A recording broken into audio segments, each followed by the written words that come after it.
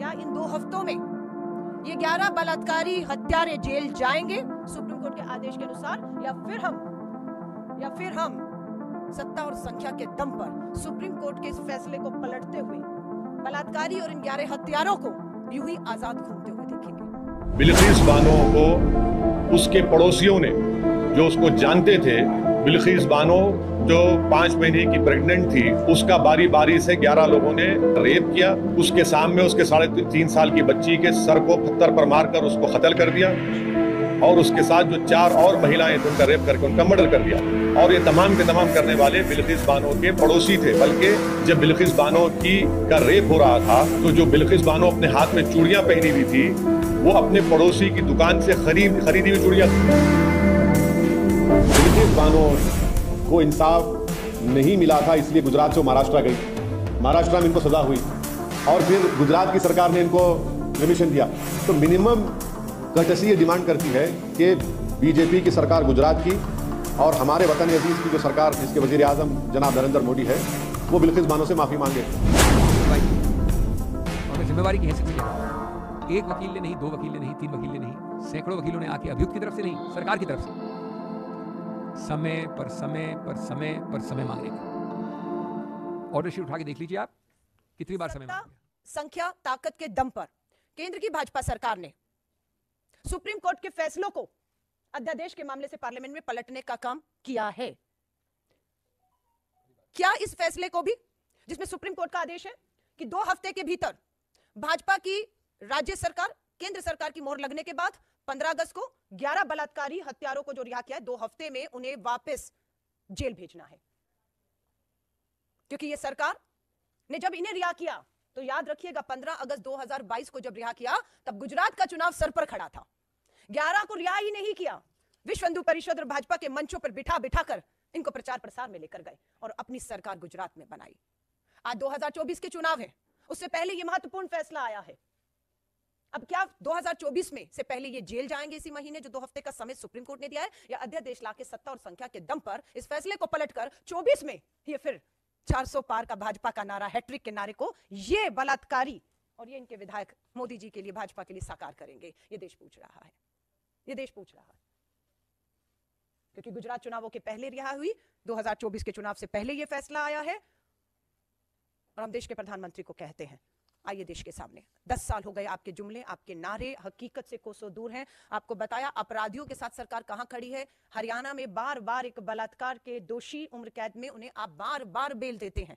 ब्रजभूषण की एफआईआर, गिरफ्तारी नहीं होती, न्याय नहीं मिलता है। मणिपुर की बेटियां यहां पर आपकी दिल्ली की दहलीज पर, जंतर मंतर पर अपना सर पटक पटक कर चली गई, उनके लिए भी एफआईआर और कानूनी कार्रवाई सरकार करे, सुप्रीम कोर्ट को फटकार लगानी पड़ी। तब हरकत में आई केंद्र की और मणिपुर की सरकार।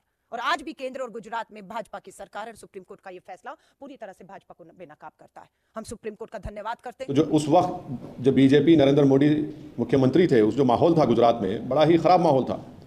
तो इसीलिए इस ट्रायल को महाराष्ट्र में शिफ्ट किया गया। और ये बात आपको याद रखना चाहिए कि बीजेपी ने ही इन रेपिस्ट को छुड़ाया जिन्होंने बिल्किस बानो से जुल्म किया। बीजेपी के लोगों ने उनके गलों में गुलाब का हार डाला, और इससे बीजेपी की महिलाओं के लिए जो लड़ाई है, जो इंसाफ की बात करती है, वो बीजेपी एक्सपोज हो जाती है। दूसरा पॉइंट उसमें यह है कि आज कोर्ट ने क्या कहा, सुप्रीम कोर्ट ने कहा the state of Gujarat acted in complicit with convicts, यानी स्टेट ऑफ गुजरात खुद इन रेपिस्ट के साथ कॉम्प्लिसिट थी। बुनियादी बात यह बेसिकली यह है कि गुजरात में बीजेपी की सरकार रेपिस्ट की मदद करने का काम कर रही थी, और ये बात आप भी जानते हैं कि उसमें बीजेपी के दो एमएलएज ने ये एंडोर्स किया कि इन रेपिस्ट को छोड़ दिया जाए, और एक बीजेपी के एमएलए ने उनको संस्कारी भी कहा था। आज सुप्रीम कोर्ट ने ये साफ कर दिया कि गवर्नमेंट ऑफ गुजरात, जो बीजेपी की सरकार है वहाँ पर, उन्होंने बिल्किस बानो के रेपिस्ट को छोड़ने में मदद की, फ्री किया, और जबकि उनके पास ये इख्तियार नहीं था। मैं सुप्रीम कोर्ट के इस फैसले का वेलकम करता हूँ, खैर मुकदम करता हूँ, और उम्मीद करता हूँ कि मुस्तकबिल में, फ्यूचर में कोई भी सरकार इस तरीके से एक्ट नहीं करेगी जिससे रेपिस्ट को छोड़ दिया जाए। रेपिस्ट जो होते हैं महिलाओं के, उनको ये मालूम होना चाहिए कि उनके पास कोई इम्यूनिटी नहीं है, और अगर कोई रेपिस्ट से समझ लेगा कि मेरे पास एक रूलिंग पार्टी का आइडियोलॉजी का मैं मानने वाला हूँ तो मुझे सरकार छोड़ देगी, वो उनको ये समझ जाना चाहिए कि पॉलिटिकल आइडियोलॉजी से आपको नहीं छूट मिलेगी। और आखिरी बात ये है कि इस तमाम चीज़ों में हम यूनियन होम मिनिस्ट्री के रोल को भूल जा रहे हैं। यूनियन होम मिनिस्ट्री के आज जो वजीर हैं जनाब अमित शाह, उन्होंने अप्रूवल दिया था इनका रिमिशन और प्रीमेच्योर रिलीज़ के लिए, और एक जुलाई 11, 2022 का लेटर है यूनियन होम मिनिस्ट्री का। हम पूछना चाह रहे हैं कि क्यों अमित शाह की होम मिनिस्ट्री ने इस तरह का लेटर दिया। तो इससे बात साफ जाहिर होती है कि नरेंद्र मोदी जो नारी शक्ति की बात करते हैं ये सिर्फ जुमलेबाजी है, और इन्होंने यहाँ पर बिल्किस बानो के रेपिस को छोड़ने का जो काम किया इससे एक्सपोज होते हैं। बताइए बुलडोज़र कहाँ चला गया, ठोक देंगी पॉलिसी कहाँ चले गई। बीजेपी बिल्किस बानो के रेपिस को छोड़कर बीजेपी आज रेपिस के साथ खड़ी हुई है, चाहे वो सरकार में हो, सेंटर में हो या स्टेट में हो। बीजेपी की सरकार ने इनको छोड़ा, और क्यों छोड़ा? इलेक्शन से पहले छोड़ा, गुजरात के विधानसभा के चुनाव से पहले। अब बीजेपी इस जजमेंट के बाद खामोश क्यों है? बीजेपी आज बीजेपी को खामोशी तोड़नी चाहिए।